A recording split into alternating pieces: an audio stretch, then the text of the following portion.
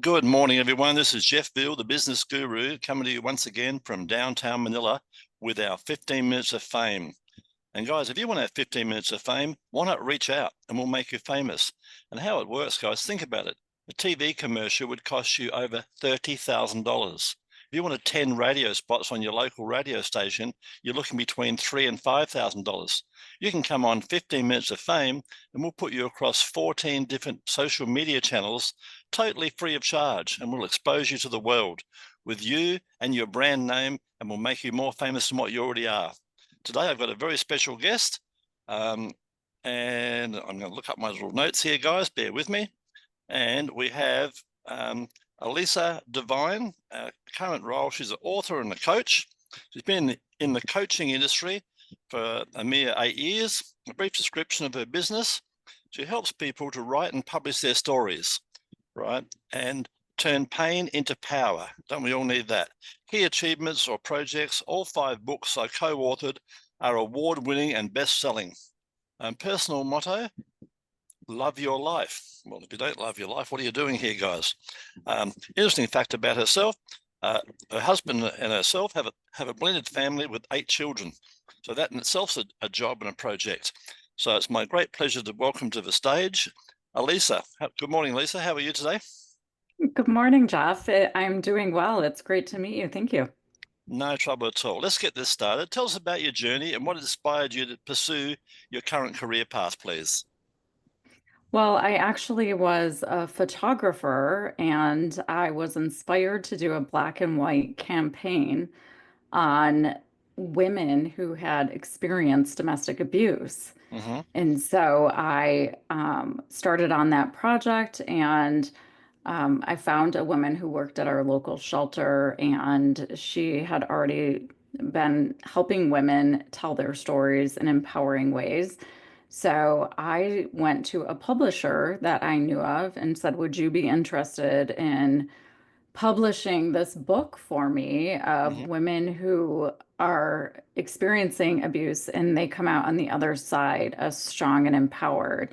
And he said, absolutely, I would love to. And would you be interested in a position in my publishing company? Wow. And so from that point on, I said yes right away because I knew that that was my next step. And from that first book, a second one came before I even finished the first book, and they just kept going. Fantastic. Black and white photos I've seen many, they can be so powerful. They can be They so powerful. convey, yeah, they Yeah. convey emotion, like, Yes, like correct. nothing else. Yes. And Yeah, so I, that's I, I what it love some of them. That takes me back a way. I've been involved in that in the past, and they are just so powerful. If they're done right with the right lighting, they're sensational. What's been the most absolutely. challenging aspect of your work, and how have you overcome that? The most challenging aspect has been it's hard, it's a difficult topic Hmm. of domestic abuse. Sure, It's not everyone wants to talk about it. that's right. People are very uncomfortable. Hmm. And so I've experienced people who've wanted to tell their story and then they've backed out because Yes, they're afraid their family's going to find out and what are they yes, going to say or their children. And, I've even experienced some of that myself. And I believe, like, at the end of the day, if we continue to let it be an uncomfortable conversation, it's going to perpetuate the problem.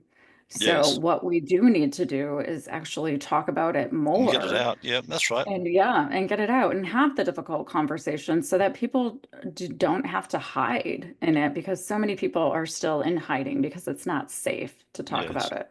The good thing is, once a few people come out, and that encourages other women to come out with their story. Then all of a sudden you find there's a flood. What It goes from nothing, it starts to flood in, doesn't it? And you're amazed how many stories are out there. I mean, every person's got a story, I believe. Absolutely. Yeah, and we need to encourage each other, and let Sure. it be safe and okay to talk about difficult things. Yeah. I had a motivational speaker when I was 8. He used to comb my Yeah. hair every morning, and he told Oh. me, "Shit, you're an ugly kid." That was my motivational talk every day when I went Oh, to school. wow. Yeah. So Yes. I go to school. Wow, thank you, Dad. That's fantastic. In your opinion, what are the key qualities or skills that have contributed to your success along the way? Perseverance for sure to keep Sure. going and grit because Yeah. things Very are important. challenging and hard and encourage, I think. I started out in a subject that not a lot of people want to talk about. So I think Yes. being willing to go first and to do something that is still uncomfortable, I think definitely has opened the doors for me. Yeah, love it. Tell me, how do you stay motivated and continue to innovate in your particular field?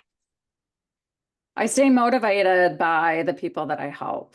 I Yes, that's get inspiring, eh? messages on the daily, yeah, people who are saying thank you or thank you for what you do or your story inspired me and Lovely.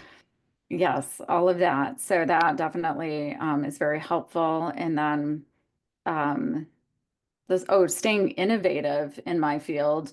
I'm Yep, always taking courses. I'm looking at sure. We can what always other be people in learning. the coaching industry are doing. I'm staying on top of my game with um, like the industry conferences and things like that. Hmm. And I take advantage of it. I want to be cutting edge of what's happening right now. Fair enough. Tell me, can you tell us about a recent project or achievement you're particularly proud of? Yes, I last January I went with one of my good friends who I met through one of the books that I published, and her and I worked with a couple organizations and we went to Kenya, Africa. Wow. We went to build $400 houses because they're basically mud huts Yes. and it protects the people from the weather elements and from malaria Hmm. and in some of those elements.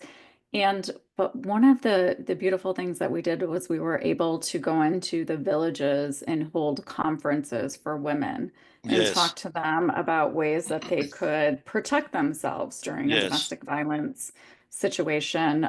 We got to know the culture so we could advise them appropriately. And we went to an all-girls boarding school of a Wow. thousand and we got to inspire them. Like, you get to be the ones to break the cycle. You are, the young people coming up, you get to do it Sure. differently than your parents did. And it was such an incredible experience. And we left, so many books there and just so many That's amazing. How long were you there for, tools by the for way? about 14 days. 14 days. Yeah. That's fantastic. What a wonderful journey. And it's the same all over the world, guys. Domestic violence is everywhere. Sadly, it's everywhere. Mhm. Right? Not just in your own Absolutely. country, it's all over the world. Looking ahead, what are your goals and aspirations for the future? I want to continue helping people write their books and tell their stories. I also Mm, work with other genres aside from domestic violence, hmm. and and I love to advocate too. I want to get all of our books out. We currently have one of our books into several colleges and who use that as curriculum.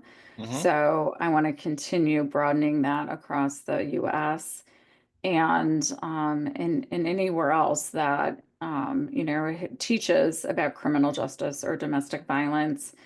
And I want to continue advocating around the world and helping other people because, I feel like I have empowered myself Yes. and learned so much in the process from my own story that I just want to be able to give that back and let other people know what's possible.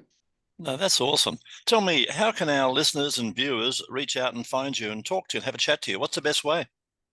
Well, I would love to connect over Facebook and they Hmm. can friend request me. I have an email address, a website. Stan Yeah. store as well. So yeah. Okay, and we'll be putting across all the social media channels, including, guys, YouTube, where you'll see this show. And don't forget to like and subscribe.